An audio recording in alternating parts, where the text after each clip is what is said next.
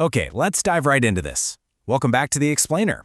Today, we're looking at a case study that highlights a trap. A trap that, honestly, almost every single professional falls into at some point. I'm talking about the tempting shortcut. We're going to explore how saving just a few fleeting seconds today can actually quietly sabotage your long-term efficiency. And as you'll see, we'll look at how a seemingly rigid rule enforced by a supervisor actually unlocked some massive, compounding productivity down the road. Now, I want you to listen to this mindset.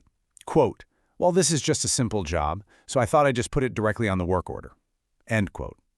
Have you ever caught yourself saying something exactly like that? Because I know I certainly have. This is a direct quote from a new instrument and control planner, or INC planner, in our case study today. It perfectly captures the mindset we're diving into. When you're swamped, it is incredibly tempting to just quickly type out the steps of a straightforward task to save some time, right there in the moment. But as we're going to uncover, that exact instinct can be a major roadblock to actual systemic productivity. So let's get into part one, the tempting shortcut. Our story takes place out on an industrial plant floor, centered around the plant's CMMS, the Computerized Maintenance Management System. A planning supervisor is observing the new INC planner working away in the system. The planner is processing a totally routine work order, but they're doing it in a way that immediately catches the supervisor's eye, and, well, not in a good way. The supervisor realizes the new planner is completely bypassing a crucial architectural feature of the software just to save a little bit of time. You see, there are two distinct ways to handle this data. Step one is what the new planner was doing, typing the job steps directly onto the open work order. It's incredibly fast, and yeah, it saves immediate time. But step two is what the supervisor actually wanted, which is writing those exact same steps into a dedicated job plan module. Now, doing it the second way, it takes an extra step up front. You have to create the plan in this special module first, and then, later, you attach that saved job plan back to the open work order. In the heat of a busy workday, I totally get it. It just feels like unnecessary extra work. Which brings us to part two, the supervisor's intervention. Actually, before we get to the intervention itself, what's really interesting is how universal this concept is across different systems. Let's translate this so you know exactly how it applies to your world. If you use a system like Maximo, you know this feature as the job plan module. If you're operating on SAP, these are commonly referred to as task lists, and other maintenance systems might just call them standard plans. But whatever the specific terminology is in your chosen software, almost all of them have this dedicated, separate space specifically designed for creating reusable plans. The goal is keeping them totally distinct from those day-to-day one-off work orders. Okay, so the supervisor steps in to challenge this workflow choice. He basically stops the planner and asks a very simple pointed question. Why aren't you putting the plan into the job plan module? Now, this isn't just about a manager being a stickler for the rules or micromanaging clicks on a screen, right? It's really about a fundamental philosophical difference in how they view the entire life cycle of a single maintenance task. We see a clash of perspectives here perfectly laid out. On one side, we have the planner's argument, hey, this saves time on this simple job, we will probably never do it again. It's a highly logical, short-term perspective. I mean, why waste time building a robust, reusable template for something you think is a total one-off? But on the flip side, we have the supervisor's argument, update and reuse on future work orders to avoid cutting and pasting later. See, the supervisor is looking out at the horizon. He's operating on the assumption that in industrial maintenance, the word never is almost always wrong. When pushed by the supervisor, the planner eventually concedes that, okay, sure, maybe they might conceivably have to do this specific job again in, say, 5 years. And that leads to this absolutely phenomenal counter-argument from the supervisor. So why would you want to reinvent the wheel 5 years from now? Hit the nail on the head, right?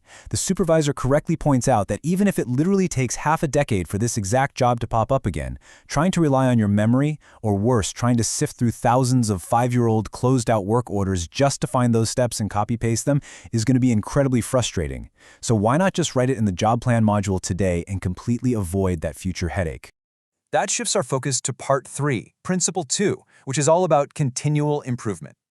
So we're moving beyond just a simple software debate about which buttons to click, right down to the underlying philosophy. The supervisor isn't just trying to teach software navigation here. He is actively trying to instill a core doctrine into this very reluctant new planner.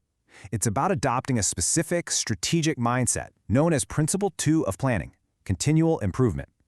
Simply put, it means having a separate plan that can be updated and reused on future work orders for the same equipment.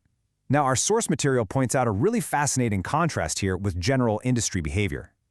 Unfortunately, most companies out there only use the job plan module primarily for preventative maintenance tasks. The routine things they absolutely know will happen over and over again on a strict schedule. But this supervisor, he's pushing for something far more comprehensive. He insists on using this module for almost every single job they plan, pulling the standard way beyond just your basic preventative maintenance. Let's see how this actually plays out in Part 4, the 6-month revelation. Faced with this logic, the planner reluctantly agrees to follow the supervisor's rule.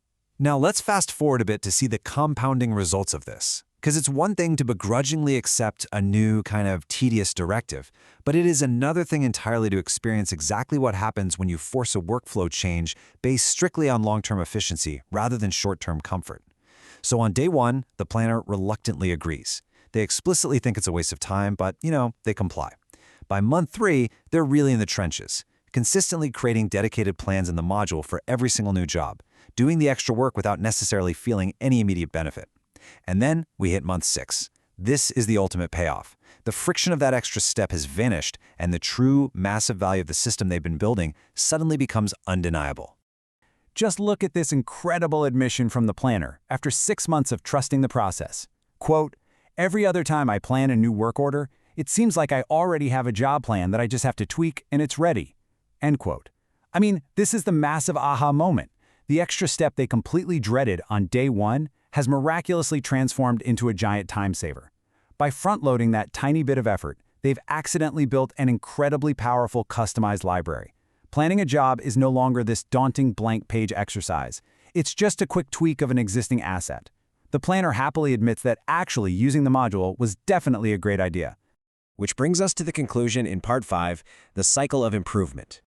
Let's wrap up this explainer by taking a step back and analyzing exactly what this specific case study reveals about human behavior, our perception of our daily tasks, and how to engineer true workflow efficiency. When you're buried in a constant stream of little work orders, human nature kind of plays a trick on you. It creates what we call the illusion of new work. It makes it seem like work never repeats, that every single thing crossing your desk is something totally new. But insisting on using the job plan module for everything completely shatters this illusion. It mathematically proves that work actually does repeat. By diligently following the supervisor's strict rule, the planner created a robust, easily tweakable library. And that right there is exactly what successfully drives the cycle of continual improvement.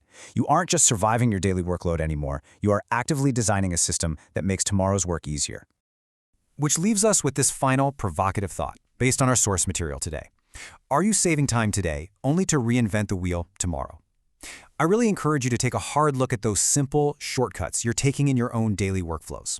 That tiny extra step you're avoiding right now, it might just be the exact key to unlocking massive efficiency 6 months down the line. Thank you so much for joining me for this explainer, and I hope this inspires you to look for your own ways to drive continual improvement.